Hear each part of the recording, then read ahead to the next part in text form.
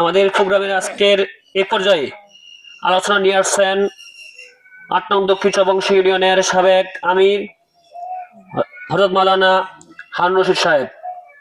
Master Harun Rashid সাহেবকে তার আলোচনা পেশ করার জন্য অনুরোধ করা যাচ্ছে। আলহামদুলিল্লাহি রাব্বিল আলামিন ওয়াসসালাতু ওয়াসসালামু আলা রাসূলিল কারীম ওয়া আলা আলিহি ওয়া আসহাবিহি আজমাইন।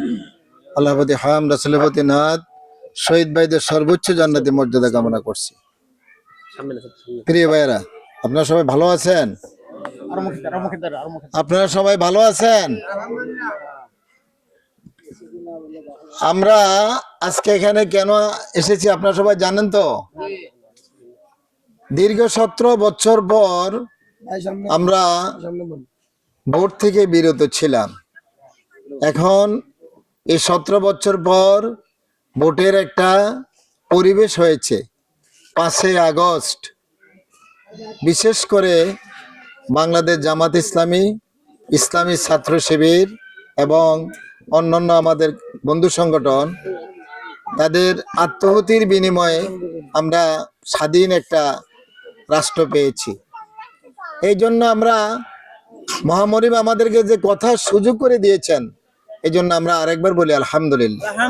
প্রিয় ভাইয়েরা, আপনারা জানেন আমরা উন্মুক্ত পরিবেশে কখনো কথা বলতে পারিনি 17 বছর। মহামনিব যে আমাদের কথা বলার সুযোগ করে দিয়েছেন, এই জন্য এই সুযোগকে কাজে লাগাতে হবে। সেটা হচ্ছে আমাদের এই আসনের প্রার্থী মাস্টার রুহুল আমিন ভূঁইয়া। উনি একা একা প্রত্যেকটা মানুষের ঘরে ঘরে গিয়ে ভোট চাওয়া ওনার দ্বারা সম্ভব নয়। এই জন্য আমরা এই উঠান বৈঠক থেকে এই সিদ্ধান্ত নিব। পিছনে তো আমরা কাজ করেছি, সামনে যে কয়টা দিন আছে আমরা প্রতিটা ঘরে ঘরে গিয়ে আমাদের ভাই বোনদেরকে রুহুল আমিন ভূঁইয়ার পক্ষ থেকে সালাম দিব এবং দাঁড়িপাল্লায় মার্কা ভোট দেওয়ার জন্য উদ্বুদ্ধ করব। আমরা কি কাজটা করতে পারবো না ইনশাল্লাহ? আমি সহ আমরা আজ থেকে যে বাড়িগুলো আমাদের এখনো দাওয়াত পৌঁছে নাই, প্রত্যেকটা বাড়িতে আমরা রুহুল আমিন ভূঁইয়া সালাম দিয়ে দাঁড়িপাল্লা প্রতীকে সিল মারে ওনাকে যাতে আমরা সংসদে পাঠাতে পারি, মহামনিব আমাদেরকে সেই তৌফিক দান করো। আমরা বলি আমিন। আমা তৌফিক ইল্লা বিল্লাহ। আসসালামু আলাইকুম ওয়া রাহমাতুল্লাহ।